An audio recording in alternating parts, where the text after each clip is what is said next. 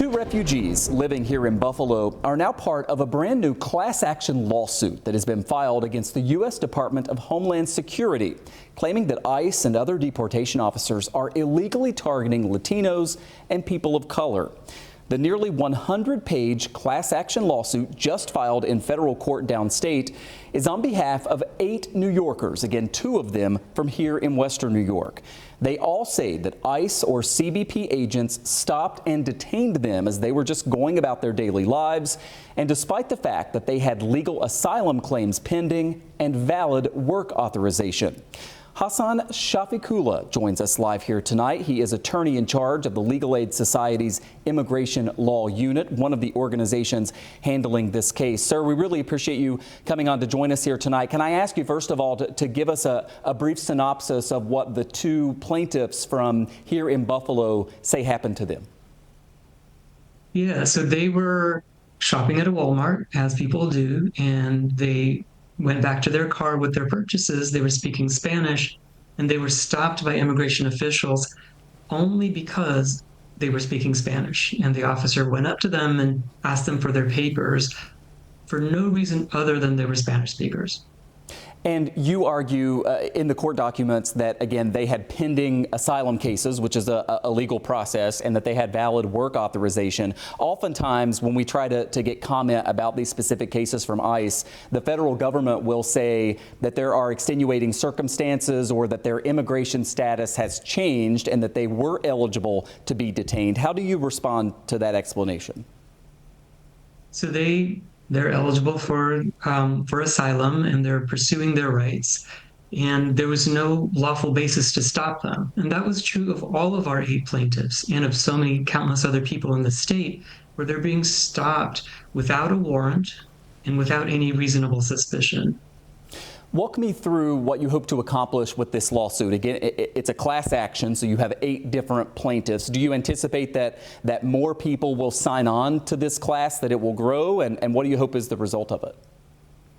So the class is for anyone in the state of New York who has been stopped or is at risk of being stopped lawlessly. And what we're hoping for is, we're not trying to make any new law. We just want the federal administration to follow the law, which is, you can't stop somebody without reasonable suspicion.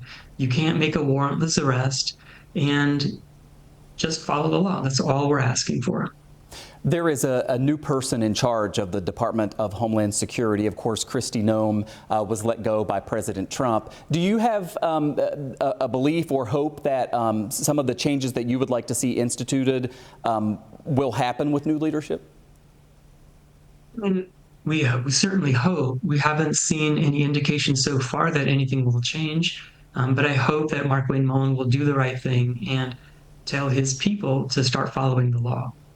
You talked about not expecting to make any new law with this case and just enforce what's on the books. There have been a couple of really high-profile cases that have even made their way all the way to the U.S. Supreme Court. There was something that Justice Brett Kavanaugh said that got a lot of people's attention, that you essentially can do a little bit of profiling as long as that is not the entire basis under which someone is stopped. How does that factor into this, you think? So Justice Kavanaugh said that in a concurrence in a case out of California. But then in a later case, he dropped a footnote saying, that's actually not what I meant. I'm not saying you can do, race-based stops. Like he understood that his comments led to what came to be known as Kavanaugh stops. But even he backed off of that, saying you got to follow the law and you can't do race-based policing. Can you explain to us, it seemed like when we learned about this lawsuit today, there are a lot of different groups, the New York Civil Liberties Union, your group, and others that are sort of working together on this lawsuit. Tell me about that and how the resources you have available to be able to take this on. So we have plaintiffs from across the state. So we have folks in Buffalo, other places upstate New York, in New York City, and Long Island. So our different groups are working together to find plaintiffs and to represent their interests and to try to get justice for them and to try to stop this from happening to other people around the state. Finally, and you touched on this a little bit, but just to sort of nail it down, at the end of a lawsuit, typically an attorney will say, here is what we want to happen as a result of this. Is it just specifically a judge forcing the federal government to change its policies? And could that happen through some type of injunction or something? Or do you think this is going to be a long legal fight? So, I mean, what could happen is the federal administration says, you know what, we're going to follow the law. There was an injunction out of Illinois that was nationwide that lasted for several years where they said, don't do this, what they're doing right now. So they know how to not break the law. So the administration could choose to follow the law, and maybe under the new Homeland Security Secretary they will. Or there could be an injunction, it could be an order from the court saying, follow the law.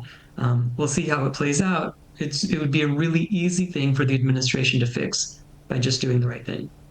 Hassan Shafiqullah, attorney in charge of the Legal Aid Society's Immigration Law Unit.